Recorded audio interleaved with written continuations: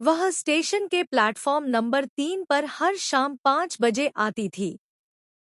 सफेद सूती साड़ी, चेहरे पर एक अजीब सी गंभीरता और हाथ में एक छोटा सा बैग। उम्र 20-22 से ज्यादा नहीं होगी। वह प्लेटफॉर्म के सिरे पर बेंच पर बैठ जाती, बैग खोलती और उसमें से एक छोटी सी कढ़ाई वाली टोपी निकालकर अपने बगल में रख देती। फिर आंखें बंद करके कुछ मिनट शांत बैठी रहती। पहले पहल तो लोगों ने सोचा शायद कोई साध्वी है या ध्यान करती है। पर रोज का यह नियम देखकर स्टेशन के कुछ कर्मचारियों की जिज्ञासा बढ़ी। एक दिन टिकट कलेक्टर शर्मा जी ने हिम्मत करके पूछ ही लिया, बेटी, तुम हर रोज यहाँ इस बेंच पर अकेले बैठती हो, कोई इंतजार है? उसने आंखें खोली। उनमें एक अजीब सी चमक थी। जी हाँ, 5:15 पर गाड़ी आती है ना? उसके इंजन की आवाज सुनने आती हूँ। शर्मा जी हैरान रह गए, पर उन्होंने दखलंदाजी नहीं की। समय बीता। एक दिन भारी बारिश में भी वह आई। साड़ी भीग गई थी, पर वह बेंच पर बैठी रही। शाम ढलते ढलते बारिश रुकी। प्लेटफॉर्म पर कम लोग थे। तभी एक बुजुर्ग औरत पास आकर बैठ गई। उसने नौजवान लड़की की ओर देखा, फिर उस टोपी की ओर। तुम्हारा बच्चा? बुजुर्ग औरत ने पूछा। लड़की ने सिर हिलाया। हाँ, पर वो कभी आया नहीं। बुजुर्ग औरत की आंखों में समझदारी थी। तुम्हारी कहानी मुझे सुनाओगी? लड़की ने देर तक बुजुर्ग औरत की ओर देखा, फिर धीरे से बोली, मैं अंजलि हूँ। 2 साल पहले मैं कॉलेज में पढ़ती थी। एक लड़के से प्यार हुआ। उसने वादा किया, शादी करेगा। पर जब उसे पता चला कि मैं गर्भवती हूँ, तो वह शहर छोड़कर चला गया।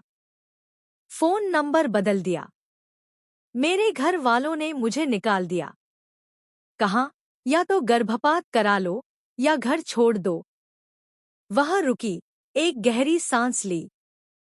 मैंने घर छोड़ दिया। एक आश्रम में रही।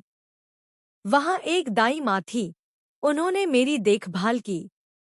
जब पेट में बच्चा हिलता, तो मैं उसे कहानियां सुनाती, गाना गाती। मैंने उसके लिए कपड़े सिले, यह टोपी बनाई। डॉक्टर ने कहा, लड़का होगा। मैंने नाम रखा था आनंद। प्लेटफॉर्म पर सन्नाटा था। दूर से ट्रेन के आने की सीटी सुनाई दी। फिर वो दिन आया। प्रसव पीड़ा शुरू हुई। अस्पताल ले जाया गया। लेबर रूम में घंटों तक पीड़ा सही। आखिरी पल में डॉक्टर की आवाज सुनाई दी, बच्चा हुआ। और फिर अचानक खामोशी। नवजात के रोने की आवाज नहीं आई। मुझे बेहोशी से पहले बस इतना याद है कि नर्स ने कहा, बच्चा, और फिर सब काला पड़ गया। अंजलि की आंखों से आंसू बह निकले। जब मैं होश में आई, तो पलंग के पास मेरी दाई माँ खड़ी थी। उनकी आंखें लाल थीं। उन्होंने बस इतना कहा, बेटा, तेरा बच्चा इस दुनिया में आया ही नहीं। उसकी आत्मा सीधे स्वर्ग चली गई। मेरा बच्चा मर गया था, शायद प्रसव के दौरान ही। बुजुर्ग औरत ने अंजलि का हाथ थाम लिया। पर मैं उसे महसूस करती हूँ। अंजलि ने टोपी को हाथ में लेते हुए कहा, जब भी ट्रेन के इंजन की आवाज आती है, मुझे लगता है जैसे मेरा आनंद मुझसे कह रहा है, माँ, मैं आ रहा हूँ। इसलिए मैं रोज आती हूँ। उसकी प्रतीक्षा में। उस आवाज को सुनने बुजुर्ग औरत की आंखें भी नम थी। उसने अंजलि को अपने पास खींचकर गले लगा लिया। तुम सचमुच एक माँ हो, बेटी। क्योंकि माँ होना शरीर से नहीं, हृदय से होता है। तुमने उसे अपने भीतर पाला, उसे प्यार दिया। वह तुम्हारे साथ हमेशा रहेगा। उस दिन के बाद से बुजुर्ग औरत भी रोज आने लगी।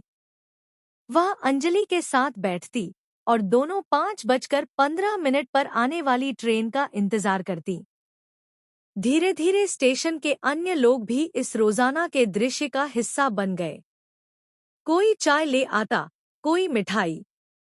अंजलि अब अकेली नहीं थी। एक दिन बुजुर्ग औरत ने अंजलि से कहा, मेरा बेटा और बहू विदेश में रहते हैं। मेरा घर बड़ा है, पर सुना, तुम मेरे साथ रहोगी? मैं तुम्हारी दादी बनना चाहती हूँ। अंजलि ने हाँ कह दी। वह बुजुर्ग औरत के साथ रहने लगी। पर वह रोज शाम 5 बजे स्टेशन आती रही। अब वह अकेले इंतजार नहीं करती थी। उसके साथ एक छोटा सा समुदाय था, जो उसकी मातृत्व की प्रतीक्षा में शामिल हो गया था।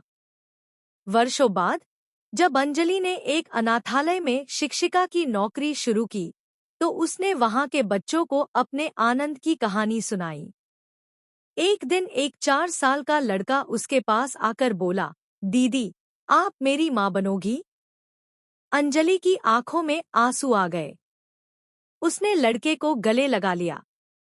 उसे लगा जैसे आखिरकार उसका आनंद वापस आ गया हो। और आज भी, जब वह शाम को अपने बेटे के साथ स्टेशन की बेंच पर बैठती है, तो 5:15 पर ट्रेन के आने की आवाज सुनकर मुस्कुरा उठती है।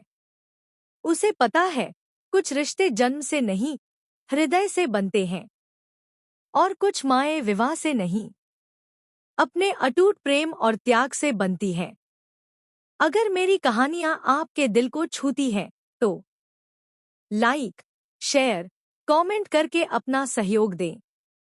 आपके कमेंट से प्रोत्साहन मिलती है। आपका आभार।